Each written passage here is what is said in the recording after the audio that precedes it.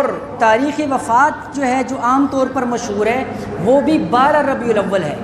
لیکن اگر آپ کتابوں کا مطالعہ کریں، سیرت، محدثین، مورخین،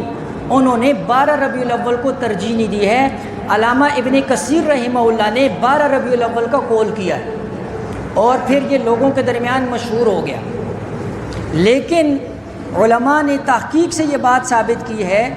کہ زیادہ جو راجح قول ہے حساب کے اعتبار سے وہ حضور کی وفات کی جو تاریخ ہے وہ 2 ربیع الاول ہے، 2 ربیع الاول۔ اس پر دلائل ہے، اور مفتی رشید احمد صاحب فرماتے ہیں کہ یہ تو اتنا آسان حساب ہے کہ ہر بندہ کر سکتا ہے۔ حضور علیہ الصلوۃ والسلام نے زندگی میں ایک حج فرمایا، اور حضور علیہ الصلوۃ والسلام نے آخری حج کا خطبہ دیا 11 ہجری تھی سن، اور اس وقت 9 ذی الحجہ جو تھی یوم عرفہ وہ جمعے کا دن تھا، 9 ذی الحج 11 ہجری جمعے کا دن تھا جب اللہ کے نبی علیہ الصلوۃ والسلام نے آخری خطبہ ارشاد فرمایا، اس کو حجۃ الوداع کہتے ہیں۔ اچھا، اس کے بعد حضور 3 مہینے دنیا کے اندر جو ہے وہ رہے زندہ، 3 مہینے۔ اب علماء نے لکھا کہ اس کے بعد ہر بندہ خود حساب کر لے، تو میں نے کہا کہ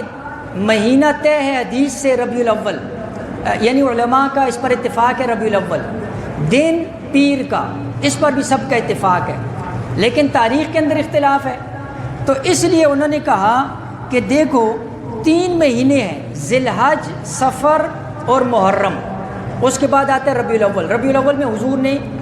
دنیا سے پردہ فرما لیا۔ اب ان 3 مہینوں کے اندر حضرت لکھتے ہیں کہ چونکہ اسلامی مہینوں کی جو تاریخ ہوتی ہے یہ چاند کے اعتبار سے ہوتی ہے، اور چاند یا 29 کا ہوگا یا 30 کا ہوگا،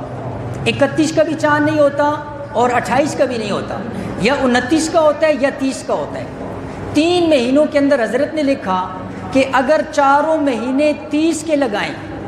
یا 4 مہینے 29 کے لگائیں، یا 2 مہینے 29 کے ایک 30 کا لگائیں، یا 2 30 کے اور ایک 29 کا، 4 صورتیں بنتی ہیں، 5ویں کوئی نہیں بنتی ہے۔ ان چاروں اعتبار سے تاریخ کا سارا حساب لگا لیں، تب بھی پیر کا دن جو حضور علیہ الصلوۃ والسلام کے خطبے سے بعد بنتا ہے وہ 2 ربیع الاول بنتا ہے۔ اور بخاری شریف فتح الباری، علامہ ابن حجر عسقلانی بہت بڑی شخصیت ہے، بہت بڑے محدث ہیں، بخاری کی سب سے مشہور شرح انہوں نے لکھی ہے۔ ابن حجر عسقلانی رحمۃ اللہ علیہ نے اپنی اس بخاری شریف کی شرح میں 2 ربیع الاول کو ترجیح دی ہے، اور علامہ سہیلی رحمہ اللہ روضۃ الانف بڑی کتاب ہے، اس کے اندر بھی انہوں نے 2 ربیع الاول کو ترجیح دی ہے کہ حضور علیہ الصلوۃ والسلام نے دنیا سے پردہ فرمایا تو 2 ربیع الاول جو ہے وہ تاریخ تھی، اور 12 ربیع الاول لوگوں کے درمیان مشہور ہو گئی۔